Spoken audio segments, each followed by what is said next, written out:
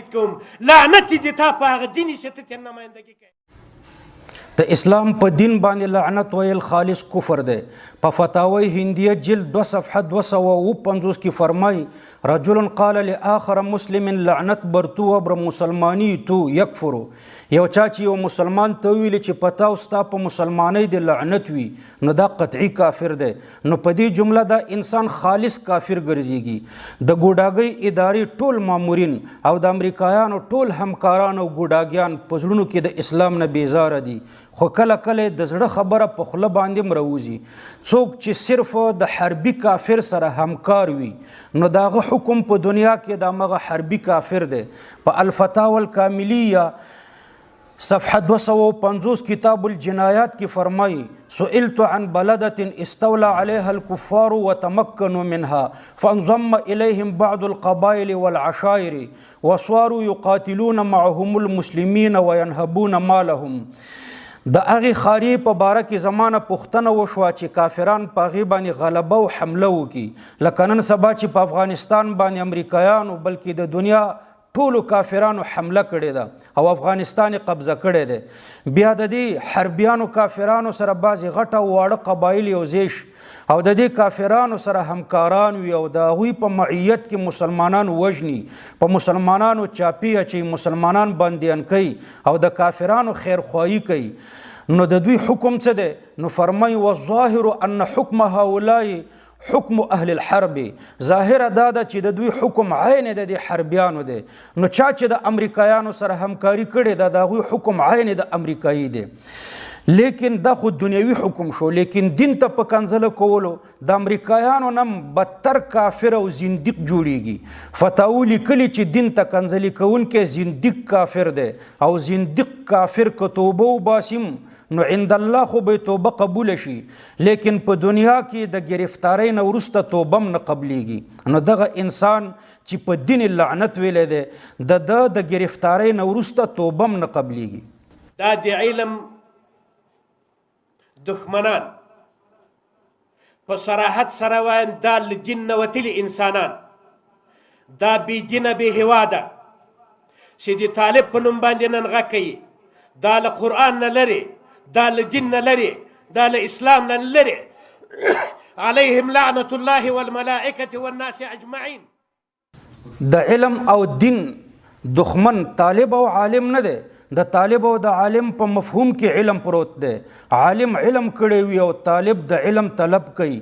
بلکې د علم دښمنان هغه واشنګټن ساتونکي دي چې د امریکایانو په وسایلو د غرب نه راغلل او د حافظ د طالب او د عالم د پاره صرف دو انتخاب لرل چې یا به طالبان عالمان او حافظان وژل کیږي او یا به بندیان کیږي.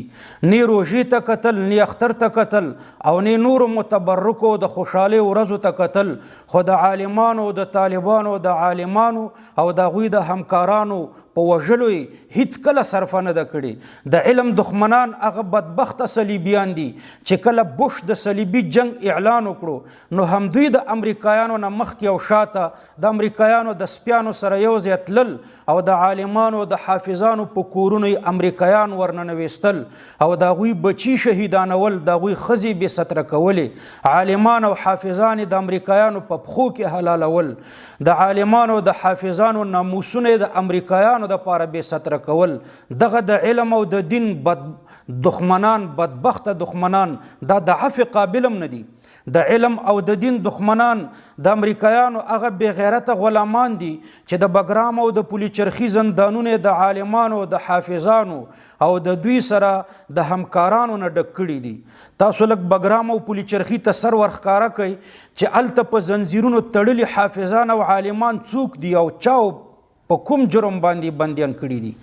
د علم او د دین دښمنان هغه غلام او منحوسي څیرې دي چې کله کلیسا په مسجد حمله وکړه نو دوی د کلیسا او د مسجد په دې عظیمه معرکه کې د یو څو روپو دپاره د کلیسا په څنګ کې ودرېدل.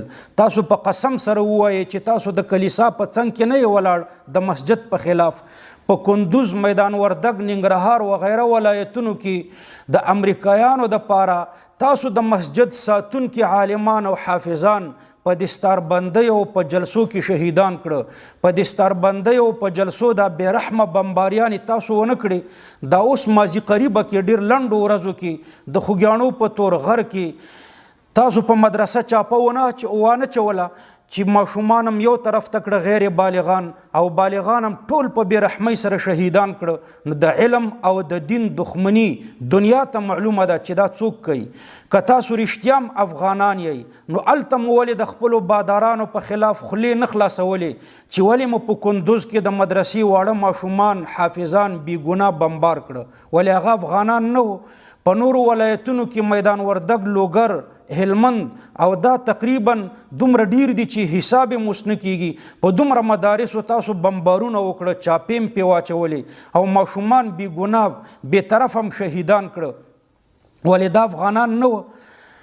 تاسو وایي، بعضې دا وایي چې ما په امارت کې م وخت تیر کړی دی. نو د رسول الله صلی الله علیه وسلم سره د احد جنگ تم تقریبا 300 منافقین تلي وو. نو د امارت په صف کې به هم ستاسو په شان 3 لکه منافقین خو به وه چې د پیغمبر علیه السلام سره په یو جنگ کې 300 وي.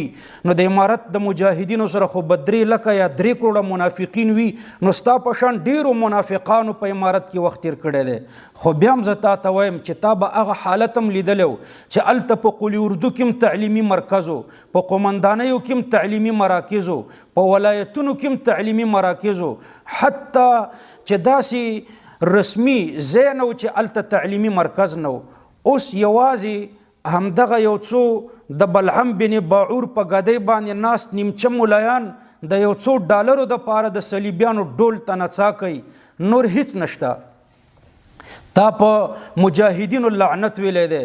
خو زه دا وایم چې لعنت د الله دی په یهودو وي، په نصاراو دی وي، په هندوانو دی وي او د هغوی په غلامانو او د هغوی په تنخواخورو دی وي. لعنت الله علی اليهود والنصارى والهنود واتباعهم الطاغیه امثالک.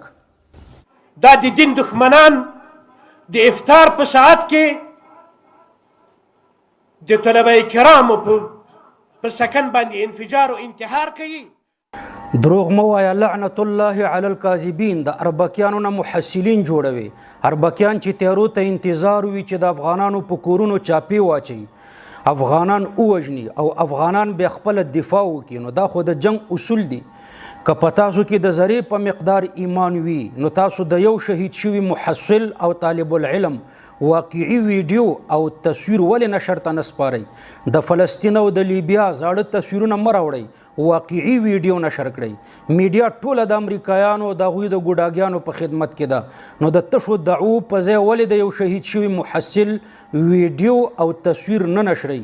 نو چې غلامۍ ته یو څوک ازادي وایي نو هغه ضرور اربکي ته محصل ویلی شي، چې حربیانو ته مستأمن ویلی شي نو ضرور اربکي ته محصل ویلی شي.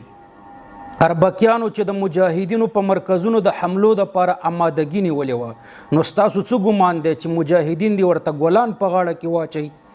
اول زم ډېر خفه وم، غربي میډیا دروغ ویلي و، زمونږ هم ګمان راغلی و چې رښتیا به عوام او محصلین ورونه شهیدان شوي.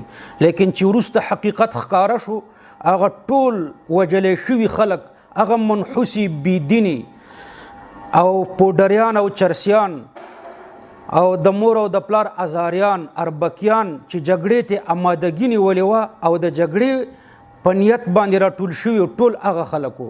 بیا هم که چا واقعي د کوم شهید محصل ویډیو نشر کړه نو د ټولو نه مخکې به موږ د حمله کوونکو نه براعت اعلانو او عاملینو ته به سخته سزا غواړو. زمونږ مبارزه د اولې ورځې نه د افغانانو د عقیدې، د مال او د ناموس د حفاظت دپاره وه. د نجیب او د روسانو په خلاف مبارزه د همدې دپاره وه چې د افغانانو عقیده، مال او ناموس محفوظ شي. نجیب دشتې د عوامو، د علماو، د حافظانو، د مړو، د شهیدانو نه ډکې کړي. بیا د نجیب د سقوط نه وروسته همدغه خلک چې په دې ګوډاګۍ اداره کې دي او د کمونستانو سره یو ځای دي، همدې خلکو پاټکونه واچول او په سپیو خلک داړل، د افغانانو په سرونو یې میخونه وهل، د افغانانو په مړو یې ګډاګانې کولې. کله چې طالبانو، علماو، حافظانو او د عوام ورونو په همکارۍ باندې د دې اجرتي قاتلانو ټغر ټول کړو، نو بیا همدا تاسو وایي چې د امریکایانو سره یو ځای شوئ او په افغانستان هم حمله وکړه او د وړو بمونو په ځای هم غټ غټ بمونه غوښتل. د امریکایانو د سپیو سره یو ځای د امریکایانو د سپو سره د امریکایانو نه مخکې او شاته تللی او د افغانانو په کورونو مو چاپې وهلې. افغانان مو د امریکایانو دپاره تړل او وژل او بې عزته کول. داعش هم تاسو را پیدا کړو. دنیا ته معلومه ده چې داعش شبکه د دې ګوډاګۍ ادارې ده. خلاصه ده چې د صلیب په دفاع کې اولنی جنگ تاسو شروع کړی دی او د دې ټولو قتلونو ذمہواران تاسو یې او د دې جنگ فایده هم تاسو ته د موږ ته نه ده. همدا تاسو په دې جنگ کې د افغانانو په وینو ډیر ډالر وخوړل او د افغانانو په وینو مو په خارج دوبۍ او برطانیې کې ښه بلډینګونه او کورونه جوړ کړه او د افغانانو دومره وینې مو توی کړې چې د هغې روپۍ ستاسو نوسي او کړوسي هم نشي خلاصولی. جنگ تاسو شروع کړی دی او د دې ټولو قتلونو ذمہواران هم تاسو.